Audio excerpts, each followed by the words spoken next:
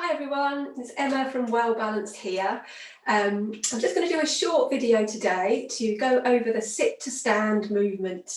So the sit to stand is a really important movement in our day-to-day lives. We do it all the time, sometimes without thinking about it, but it can be a difficult movement for some people and a really important one to maintain for our independence as well.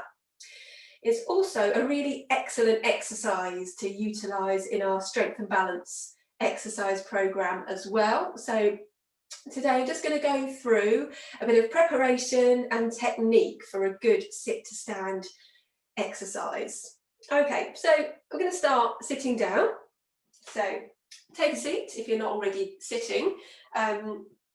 So with our sit to stand, we're going to prepare first. So what I'd like to do first is just pause this video and just do a minute or two of marching on the spot, in sitting or standing, whichever you prefer, just to get the blood flowing through those muscles. So do that now and come back again to the video.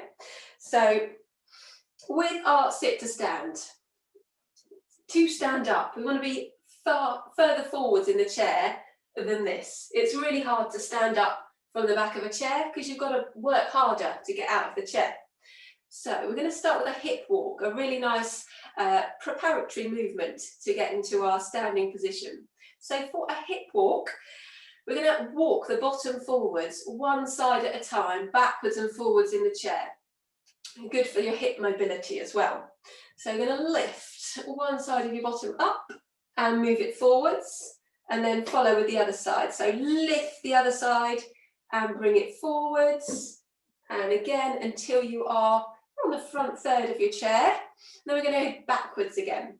So lift one side of your bottom, take it back, and the other side. So keep going with that. I'll do that a couple more times. So this is a really nice exercise to do in a chair, or on your bed, or even on the floor, if you're someone that can get on and off the floor. So hip walking, back, and let's do it forwards one more time. One bottom cheek at a time until you are forwards in the chair. So to stand up, you want to be in that forwards in the chair position to make it easier to stand up out of it. But we won't go quite that far yet. Our next preparatory movement is going to be our hip hinge. So hinging at the hips is essential for a good sit to stand. So it's this movement, which is going to help propel us out of the chair, that forwards momentum with our hip hinge.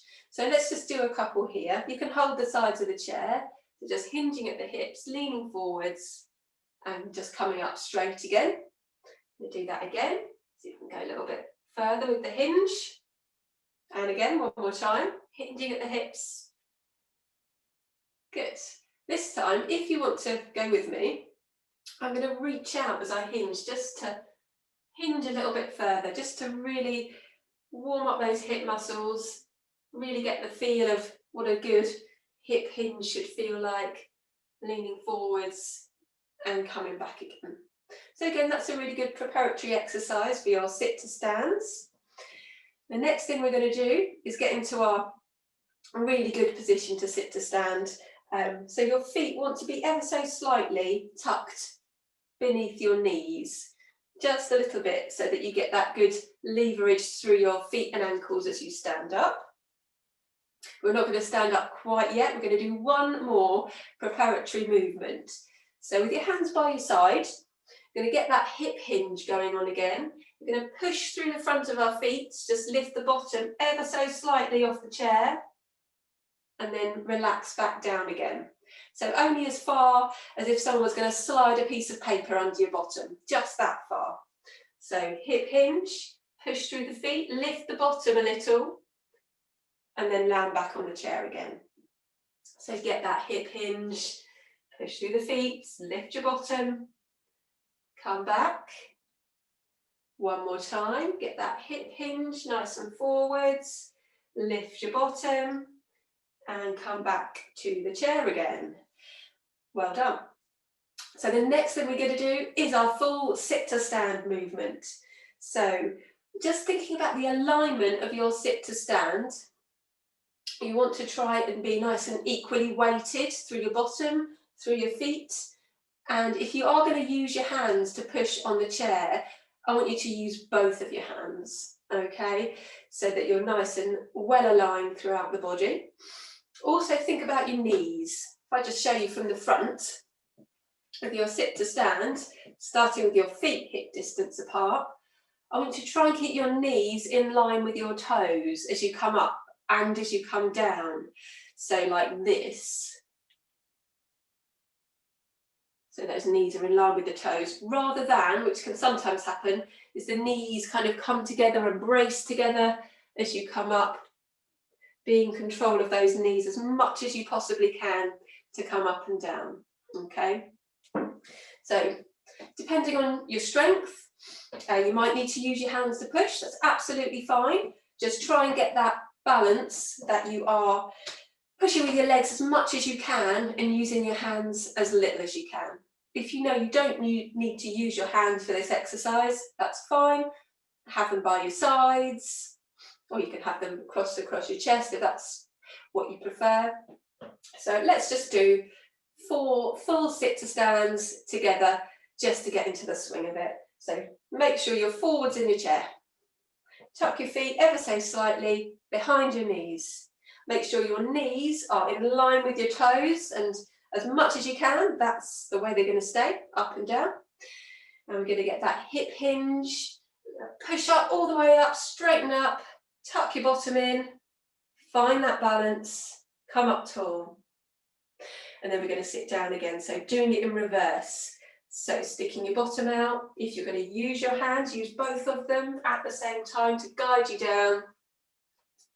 And let's go again. So get that hip hinge, push up all the way. And then come down again in reverse. Stick the bottom out, hinge at the hips, bend the knees. Okay, and again, lean forwards, push with control. And all the way down. Really control that last little bit at the end of the sit to stand. Last time here. Let's go up. And come down again, all the way down with control. Landing on the chair again. Well done. So we just did 3 or 4 there. You might find that that's enough for you in maybe your legs. You might find that you got out of breath. You might feel that was enough. You feel tired, and that's absolutely fine. That's your starting point. So you can work up from there. You can build up your repetitions, and you can decrease the amount you're pushing with your hands. You might find it becomes a little bit easier to push with the legs a little bit more, maybe use the hands a little bit less. If you're someone that can go from that sit to stand without using your hands, at another point, we'll go into some lovely progressions for your sit to stand to make it a little bit more challenging, but we'll do that another time. We'll save that. But for now, keep going with those sit to stands as an exercise. Keep practicing, and I promise it will get easier the more you practice with that good technique. Okay, goodbye for now, and I'll see you again soon.